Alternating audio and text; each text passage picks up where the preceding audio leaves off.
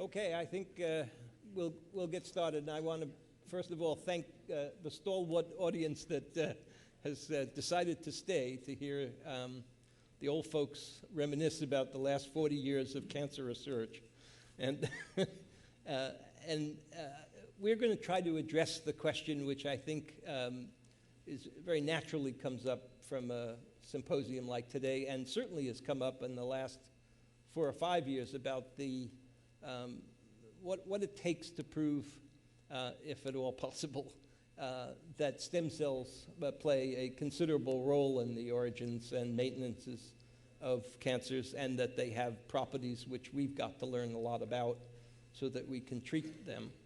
I think that, let me exclude a whole class that we heard about of cancers and stem cells, and that's the leukemias and the lymphomas, because I think there is rather clear evidence that, at the minimum, progenitors in differentiating pathways have gotten out of hand and they grow, and there's very good evidence that many of the oncogenes and translocations that run those leukemias and lymphomas are in fact blocking the differentiation of the cell type, and that if we could be smart enough to learn how to differentiate those cells, that would be one path to the treatment of those cancers. And indeed, for cancers like promyelocytic leukemias, we have been smart enough to figure out how to differentiate them. And with just a couple of good drugs now, 2 or 3 drugs in promyelocytic leukemias, it's possible to differentiate them out of existence, and the cure rate has gone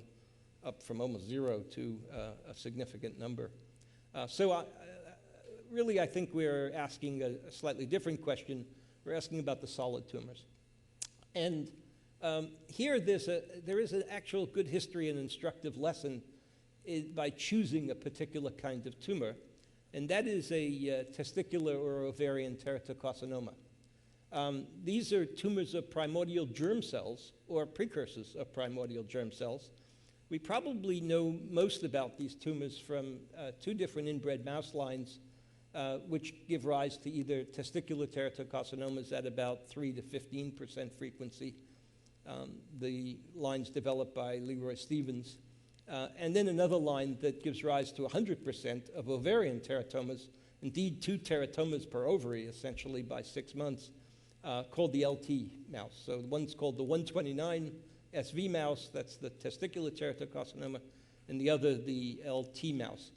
And what we've learned, I'll review a little bit of what we learned, because I think it's an interesting background to understanding true stem cell driven tumor. But let me say that there are some peculiarities in the human that are quite interesting. With testicular teratocarcinomas are actually one of the major tumors of young men, probably second most common tumor of young men. They are diagnosed during the ages of 15 through 30 or 35, but probably are congenital tumors, in fact, as they are in the mouse, and I'll review. And what's remarkable about these tumors is that before we realized that they were truly treatable with cisplatin, and they're about 98% curable with cisplatin treatment, and maybe that's something peculiar to the stem cell of these tumors. And but in addition to that, there are many reports in the literature of these tumors being widely disseminated in metastatic, run by a stem cell called an embryonal carcinoma cell, instead of an embryonic stem cell, an embryonal carcinoma cell. And when they spontaneously differentiate, they become benign tumors. And so there are reports of gentlemen checking into hospitals, and even before treatment, having differentiated tumors removed, which have literally no more stem cells in the tumor. So that is that's a prototype, if you will, of a stem cell tumor for you. There is, in fact, this literature about spontaneous differentiation, and in order to have a malignant tumor, one has to have an embryonal carcinoma cell for this tumor. In the mouse, in the 129 mouse, where testicular teratocarcinomas arise, these are, in fact, tumors that arise in a congenital fashion. And it's very instructive. Leroy Stevens is the person who did all this work in the Jackson lab. Early in embryogenesis, the primordial germ cells are first formed so that you can recognize them at the bottom of the yolk sac. And then they migrate to the top where there's an anlogon of testes in the male or ovaries in the female. And these primordial germ cells enter the anlogon of the testes or the ovaries. And at that time, for the first time, at some rate, you can see some of the primordial germ cells are aberrant. So that's congenital tumor very early in development, yet they remain in a dormant state, or they remain in a very slow growth state, so that you wouldn't diagnose this in the mouse until anywhere between 3 months and 15 months or 16 months. So these tumors arise, and as I said, anywhere between 3 and 15%, depending upon different genetic backgrounds. Do they need to acquire any somatic mutations beyond those that are present in the germline? Yeah, and that's unclear. That's one of the real questions that is worth addressing. We don't know if they contain additional somatic mutations. They almost surely do when you get them out and passage them and bring them into culture and so forth. But to make a tumor, no one, for example, has sequenced that tumor or whatever. I'll go back to an experiment done in a few minutes which suggested that they don't have such somatic mutations, but the experiment is in some doubt. This is then an early tumor, and it certainly has a genetic background effect. That is to say, no other mice get testicular teratocarcinomas. There have been 2 loci that have been mapped, but no genes identified that predispose this. The ovarian teratomas are actually very common in human females and almost always benign. They're very well differentiated tumors in human females. In the mice, the LT mice, they are parthenogenic tumors. It's really quite amazing. The egg is formed, and the egg undergoes a spontaneous replication. It's a haploid egg. It replicates the nucleus, but not the division cycle. It's karyokinesis without cytokinesis. So the tumor is diploid, but it's completely homozygous. And then that then develops and forms a teratoma in the ovary of these mice. And as I say, it's very prevalent, about two teratomas per ovary by about 6 months after development. And in human females, there's a pretty good track that runs in families. It's not clear that human females have parthenogenic divisions, but whatever the mechanism, the tumor is very, very similar in that case. And they are excellent examples of stem cell driven tumors which can differentiate out of existence and become benign. The experiment that addresses Bob's question about do they have additional mutations was actually done quite a while ago by B. Mintz and Carl Omenzi, where they took a embryonal carcinoma cell, and they took a single embryonal carcinoma cell, and they injected it into the inner cell mass of an embryo in a mouse that was genetically marked differently. And then they gave birth to a mouse which had many tissue components which came from the tumor, and that mouse was normal. And that brought up the question at the time whether or not, therefore, there were no mutations, and environment played a very strong role in the ultimate outcome, because this was an embryonal carcinoma cell. If you had put that same cell, this has been done by another person, Barry Pierce, but take a single cell and put it in the eye of a mouse, that's the incubator for one of these tumors, and then you can get a true teratocarcinoma in the eye, which is both stem cells and differentiated cells. So environment would make a very big impact on outcome, is the take-home message. And I was therefore quite really enlightened by Bob's lecture, I have to say, where we learned that the history, and history in the sense of how you grow these cells in culture, can play a remarkable role in the outcome of the tumor in terms of its transplantability, in terms of its metastatic capabilities, and your origins and your history play quite a big role. There's a kind of parallel there. Now, let me say before I finish and ask Bob to make some comments too, that the Ilmenzy-Mintz experiment had never been actually repeated. And there were reasons to believe, in fact, that it's probably not that simple. There were, when you look at the cell lines that they used, there were chromosomal abnormalities and a number of other things that just shouldn't have been compatible with the development. But nonetheless, that's a kind of experiment, ultimately, that might be needed to find a somatic stem cell to regenerate a tissue of that type. Bob? Remind us what happens when you put an ES cell, you implant an ES cell into an adult mouse. So if you took a transplantable tumor or a cloned ES cell. ES cell. An ES cell will differentiate, and it can actually spontaneously, at some frequency, make a tumor, but most of the time it differentiates and it goes out of existence. ES cell, yeah. Embryonic stem cell. Genetically wild-type embryonic stem cell. Right. My impression, and it's only impression from our work with the EMT and with stem cells, is that stem cells require a series of signals to actively maintain them in the stem cell state, and that in the absence of those signals, they will spontaneously differentiate. In other words, it's not as if stem cells can, on their own, maintain themselves indefinitely in the absence of some active support. I wish we knew the identity of those signals. We're looking for them now very intensively, and they could well be related to the signals that are involved in the provoking the EMT. This in turn relates to the whole issue of inflammation, because it is likely to be the case that the signals that are involved in wound healing and inflammation are also productive for inducing epithelial cells to undergo the EMT.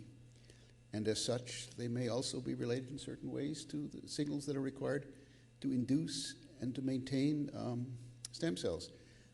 I kind of think that stem cells are in a metastable state, that they're induced to become stem cells at one point or another during development, but that in the absence of an occasional prompting by their environment, they will lapse from that state and simply differentiate, that they require certain kinds of careful nurturing. And if that's true, that raises strange questions about what happens inside the context of a tumor. In other words, if a normal epithelial stem cell in a compartment requires a certain set of signals for its creation initially and its maintenance, how are those requirements affected or abrogated, if they are, when one creates a tumor? Do cancer stem cells from the same tissue compartment require fewer provoking signals and fewer signals to maintain them? It may be simpler than we suspect. I described an experiment today where we studied mammospheres, and you may recall that I was discussing the mammospheres, that a mammosphere is able to yield 4% of the cells in a mammosphere are maintained stably in a stem cell state, which spawns new mammospheres. And mammospheres, in turn, we know have stem cells to create whole mammary glands. And in that case, the niche that is created to maintain the stem cells in those mammospheres cannot be extremely complicated. It can only be other mammary epithelial cells. You can't imagine there's a whole complex niche. And so in that circumstance, one has a very simple dynamic that must be operating between the minority of stem cells and the majority around them. And that raises the question of whether non-stem cells can, on occasion, spontaneously retro-differentiate into stem cells. I was sort of alluding to that kind of dynamic as well in discussing the EMT as it is pictured in, for example, invasive carcinomas. In the Technicolor slide I showed you of the xenografted human breast cancer, where the cells that had undergone an EMT were on the edge adjacent to the stroma. You'll recall that. Are those cells actually cancer stem cells? Do we really know that the stromal cells provoke them to undergo an EMT at the edge of the island of epithelial cells? Or is there the possibility that those were actually pre-existing cancer stem cells that existed in the midst of islands of carcinoma cells and were attracted to the edge of an island because they can receive certain supportive signals from the stroma that surrounds them? That's also a formal possibility. Embarrassingly, we still don't really know the nature of the signals that induces the EMT. I showed you an experiment before where TGF-beta can induce an epithelial-mesenchymal transition, and indeed that's been known for more than a decade from the work of Hartmut Boig in Vienna. But that's simplistic because it's our experience that one probably needs the convergence, the confluence of 2 or 3 or 4 signals to induce and to maintain an EMT state and possibly, therefore, a stem cell state. So there's a lot of confounding phenomenology that we're confronting at present, which I think will be resolved over the next 3 or 4 or 5 years. From the point of view of cancer pathogenesis, or rather from treatment, this also, by the way, holds very important implications, because it's increasingly clear that when you induce cancer cells to undergo an EMT, they become chemoresistant. We know that those cells are 10 to 20-fold more resistant to some of the standard chemotherapeutics, and therefore you could deduce from that, correctly or not, that part of the chemoresistance that is acquired during the chemotherapy of carcinomas, for example, stems from the fact that the minority population of mesenchymal-like cancer stem cells is chemoresistant and survives the treatment, the chemotherapy, enabling the tumor to resprout, to regrow long after the treatment has been applied. If that's true, then one argues, as many have, that maybe the only way to cure a tumor is to eliminate the cancer stem cells. And here we're confronted with the fact that the mesenchymal-like cells that have undergone an EMT, which are, I say, putative stem cells, have greatly increased resistance to various kinds of therapy. And if they're not wiped out, then one can argue that perhaps they allow the tumor to regrow. That realization has been, by the way, accepted with great reluctance by many drug companies who are interested in developing anti-tumor therapeutics, because their metrics for the success of developing therapeutics has been whether tumors shrink in overall mass, giving them the illusion they've done something useful.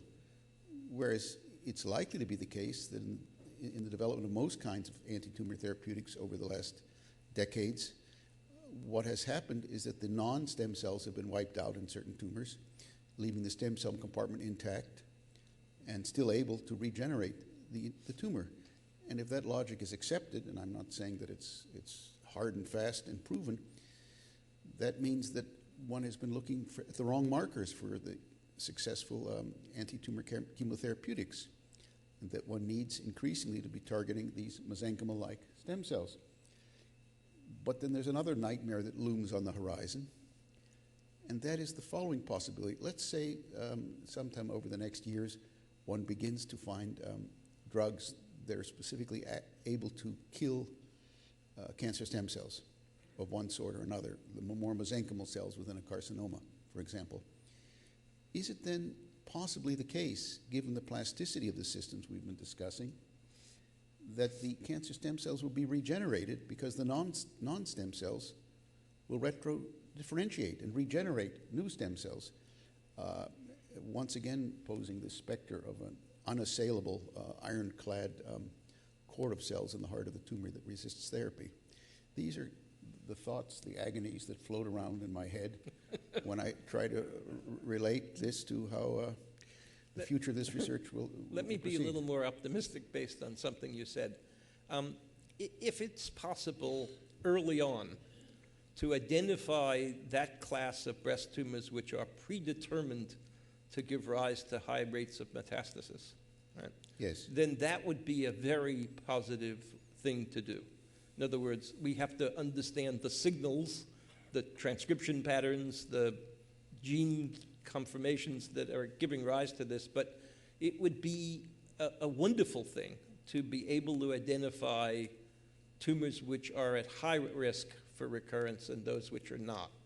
And I know from other discussions we've had that this whole notion of the fact that there are tumors which are at a high risk to a patient and others that are low risk is prevalent. I think the prostate cancer example is a very good one. While the incidence has gone way up because of the PSA test, the mortality rate has not, and that's not because we're better at treating prostate cancer. It's because probably there are a lot of prostate cancers which had never been diagnosed and never were a threat to the patient. Well, I think the incidence of prostate cancer, just to chime in, is between 5 and 6 times higher in this country than it is in Denmark, I think, and the mortality is exactly the same. Yeah. And so now we're confronted with how to identify those tumors that are going to be aggressive and those that aren't, and it's possible that it could be the complement of stem cell markers in those tumors that will give us good markers. But I don't know whether that's going to be the case. It's a nice idea, but there's rather little foundation for it yet. I think it's an idea really worth testing because I think it would have an impact on clinical practice.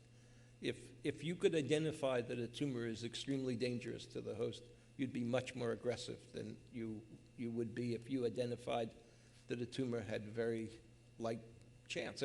What's being done now, I guess, in Holland, for example, is based on a 70 gene signature, they're trying to fractionate breast cancer based on transcription patterns, fractionate breast cancers into those that don't have to be treated with adjuvant chemotherapy and those that might be treated. And that comes from the correlation or association of outcome data with the transcription patterns.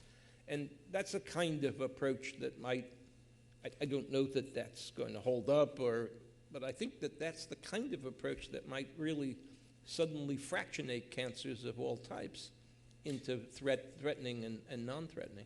Well, let me reconceptualize that slightly differently. Let's imagine tentatively that the tumors that are going to eventually become threatening have a certain stem cell subpopulation within them. How can you predict whether they're there? Let's then go back to the whole induction of the EMT, and let's assume for a moment there's some connection between the EMT and stem cellness. What determines whether a cancer cell will undergo an EMT? I'm glad I asked that question. Well, I think what determines that is the differentiation program of the normal cell of origin, the somatic alterations that that cell has undergone during the process of multi-step tumorigenesis as the second determinant, and the third determinant are the heterotypic signals that that cancer cell receives from the activated stromal microenvironment to which it's exposed. If one accepts that, at least in principle, then what we're really looking for is not cells that have undergone an EMT, but cells instead that have the tendency, the proclivity, the ability to undergo an EMT in response to a certain set of microenvironmental contextual signals. And that gets a little complicated because we're really pretty far away from understanding what makes a cell able to respond to these heterotypic signals and undergo an EMT. I think your average epithelial cell receiving those signals will not. But an epithelial cell carrying a certain set of somatic mutations may well. So I still think that some of the major variables governing these phenomena are elusive right now. We may take a few minutes to open this up for questions before are there any questions that Bob could answer? Yeah. Or Arnie could answer. So you say that the stem cells maybe have a metaplastic state of stemness that is unstable, I guess. Metastable state, so yes. Metastable, but still dependent on niche signals probably, but there is something cell autonomously different between the stem cells and their transit amplifying cells. Right? Is that they are different, and they're maintained in this different state by the niche or by the signals surrounding them. So, yes. So what would be the molecular attributes of these stem cells? So that would make the stem cells different from their transit amplifying daughters. Well, what I think is that stem cells maintain themselves through certain autocrine signals. However, in the absence of occasional or frequent stimulation from the niche, they're in a metastable state, and if they begin to move out of the niche, then their ability to maintain themselves in a stem cell state rapidly decays. Yeah, but the question is, what in molecular terms is that magic stemness? You mean what determines their stemness? No, what actually, so the cells, they must be different from the transit amplifying cells. Yes. So maybe because they can go through many more cycles there. So what in molecular terms, how do they differ from their transit amplifying daughters? Well, I don't know whether anyone but the creator can answer that question right now. I guess I don't understand. But let me give just one shot at that. The experiment that says you can add 3 or 4 transcription factors to a skin cell and now get it to reprogram into many cell types, that class of experiments does suggest this reversibility.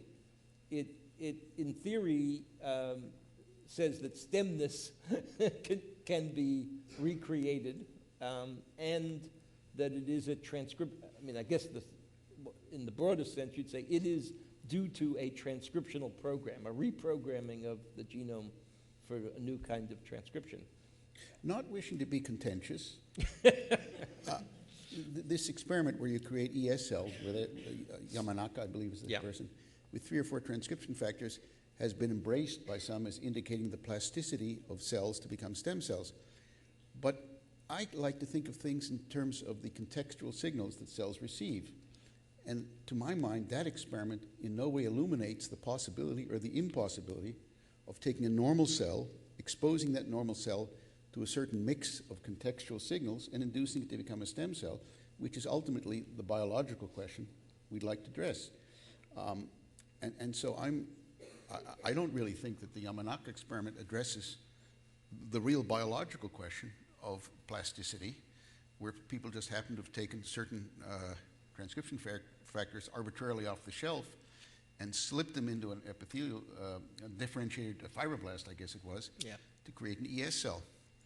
So I wasn't so jumping up and down in joy when those experiments were published, because it didn't answer the questions that I grapple with. Okay. Well, my question was going to be along the same lines. Is it worthwhile to open the consideration of the carcinogenic process as a reprogramming process in part, and of the difference between a cancer stem cell and a bulk cancer cell as whether it's been reprogrammed? And so, could you take Hans's cells where you've transformed the progenitor and put in these 3 or 4 genes or some other 3 or 4 genes and make it into a stemmier cell? Well, maybe you could. There's something about Tan-Inch's experiments this morning that I didn't mention, which may bear on this. Let's say we have the BPE cells and the HMD cells, and you transform both. And you asked what happens to their transcription profile. Well, the fact is that 90% of the transcription profile of the transformed derivatives is predicted directly by the transcription profile of their untransformed precursors. And the 2 transformed lines are very different from one another transcriptionally, and each of them is very similar to their normal untransformed precursors. So another thing I kind of think is that when cells undergo transformation, it doesn't involve a global change in their transcription profile, that cells don't move that far from the differentiation program that characterized that of their normal cells of origin.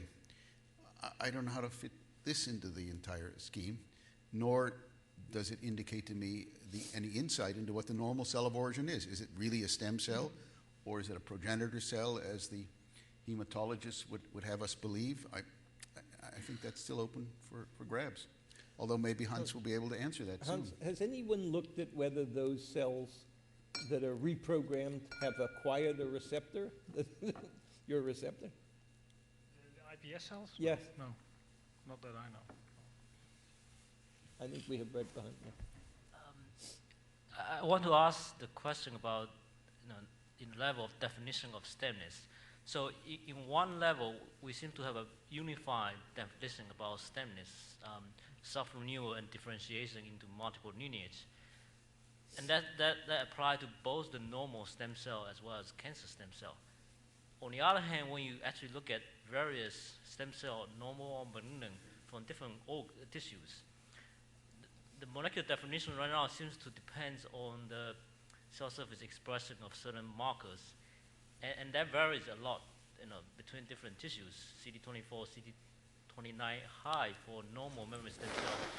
On the other hand, CD24 low and CD44 high for breast cancer stem cell. And then in brain tumor, you have CD133, and in leukemia, you have another set of marker.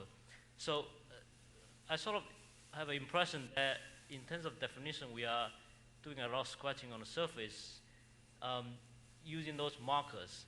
And there are evidence that those markers are actually not functionally important for the stemness per se.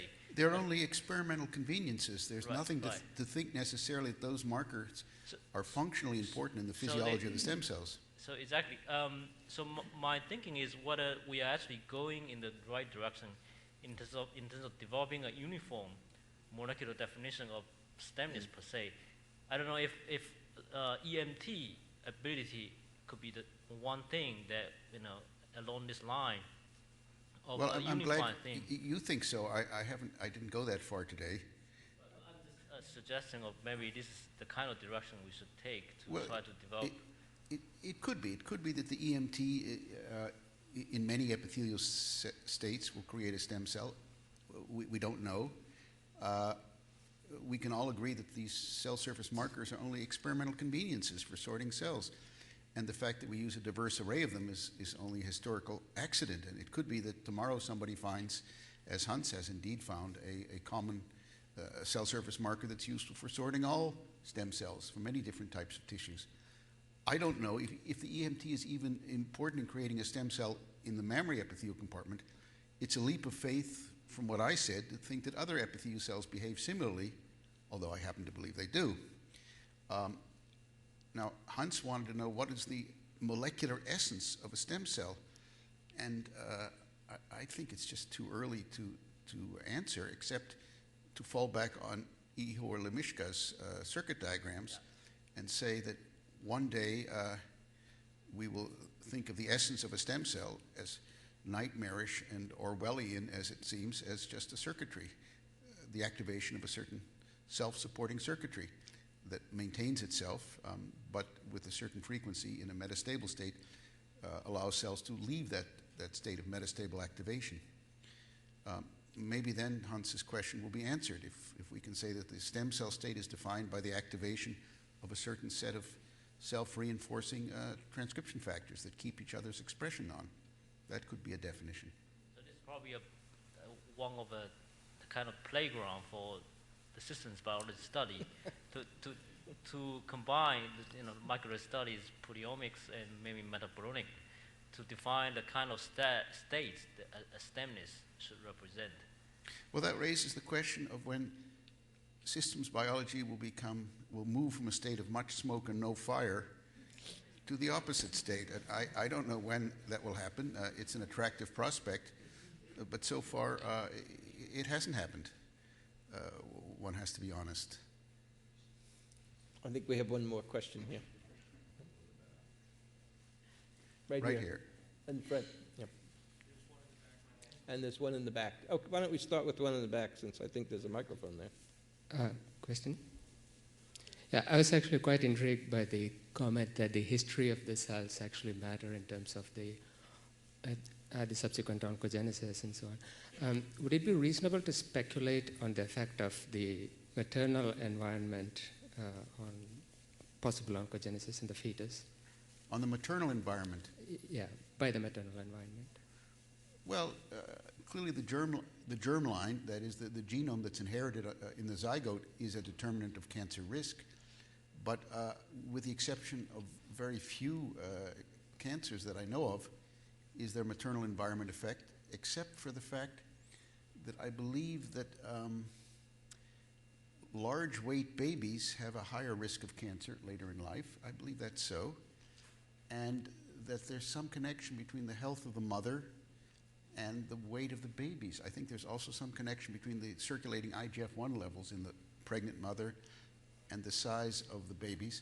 This is a pretty circuitous or tortuous connection, but it's the best I could do to answer your otherwise very challenging question. It's still, we don't really know much about it, in other words. Why don't we finish up with one last question? My question is to Bob. Actually, you proposed the model of multiple hits in cancer, and that a cancer-initiating cell would acquire at least 5 mutations. Well, what acquired, just for correction, 5 pathways need to be perturbed.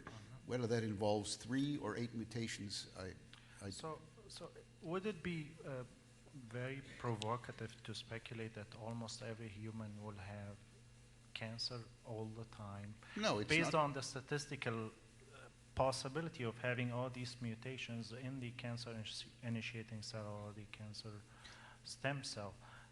It's not provocative at all, because it's almost certainly the case. If you do autopsies on people who die from various car accidents and motorcycle accidents, actually there's more and more of those autopsies possible as laws for wearing helmets are abrogated in certain states. One begins to see, by doing serial sections of recently demised accident victims, one sees there's nests of cancer everywhere. And therefore what you're saying is perfectly acceptable. It's not something that would scandalize anyone. What would explain, if you would call it, a higher incidence of cancer in humans compared to... In humans? Yes. Well, I don't think it's such a higher incidence. We have, I think mice actually have much higher incidence. We go through 10 to the 16th mitoses in a lifetime. That's a lot.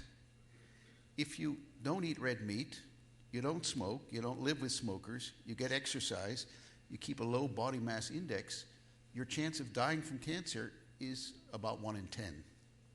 That means, on average, you can go through 10 to the 17th mitoses without getting cancer. I don't think that's bad. You can live to 80 years of age and you're not filled with tumors. And keep in mind, our perception of the rate of the risk of cancer is largely a diagnostic artifact. The epidemic of melanoma that we've all talked about is the age-adjusted epidemic of incidence, but it's all an illusion of diagnosis. The epidemic of breast cancer is largely a diagnostic artifact. The epidemic of prostate cancer is a diagnostic artifact. So actually, we don't get that much cancer. This is counter to my generally pessimistic tone. I was going to say, on that, I would like to end on an optimistic tone. I'd like to thank all of the speakers for an absolutely wonderful day, and my co-organizer for an insightful assembly of good speakers. Thank you.